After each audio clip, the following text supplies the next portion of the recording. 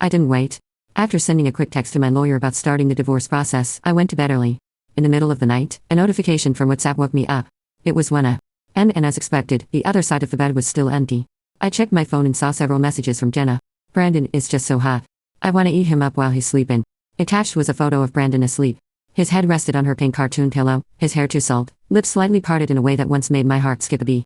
When she saw the typing indicator appear at the top of the chat, Jenna quickly deleted the messages and sent me an emoji of a cat begging for forgiveness. Oops, meant to send those to my best IE but accidentally sent them to you. I was just messing around, don't be mad. Brandon's already knocked out. She probably expected me to blow up her phone with angry calls like I had before. But this time, I just blocked her and went back to sleep.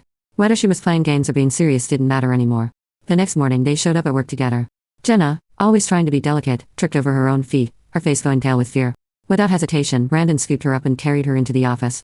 Her cheeks flushed and she wrapped her arms around his neck, glancing back at me with a smug grin. One of my coworkers sidled up to me, whispering, "Can you believe that girl? Jenna doesn't even know how to work the copier, let alone anything else. How has she been, mister? Lewis's secretary for half a year? You don't think he's, actually into her, do you?" I was busy texting my lawyer and nodded obstinately. Maybe. As soon as the words left my mouth, I heard Brandon's voice. "Sylvia, come with me."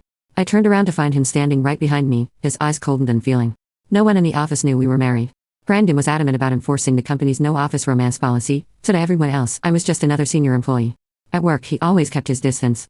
Once, when I had a 104-degree fever and could barely stand, I went to him, hoping he'd take me to the hospital. But he brushed me off, worried about what people might think, and told me to get HR to give me the day off. Yet, if Jenna so much as whispered about a stomachache, Brandon would cancel meetings and rush her to the doctor. I followed him into his office, watching as he gently told Jenna to go rest in the back room.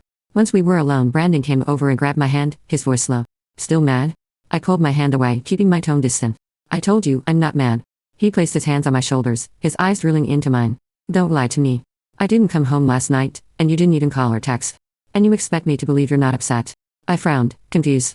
"Jenna was with you, right? She's your secretary. She'd take care of you." His expression darkened, and his grip on my shoulders tightened. I winced from the pressure and tried to pull away. In the struggle, he shoved me onto the couch. As I pushed myself up, my hand brushed against something. I tugged at it and pulled a pink lace bra from between the cushions. The anger drained from Brandon's face as soon as he saw it. "That's..." I didn't care to hear his explanation. I tossed the bra back onto the couch, my voice calm.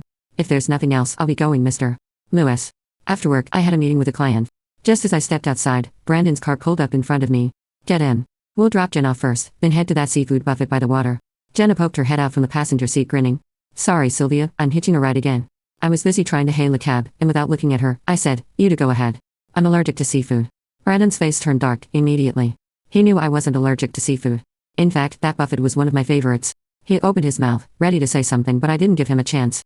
I walked around his car and got into a cab across the street.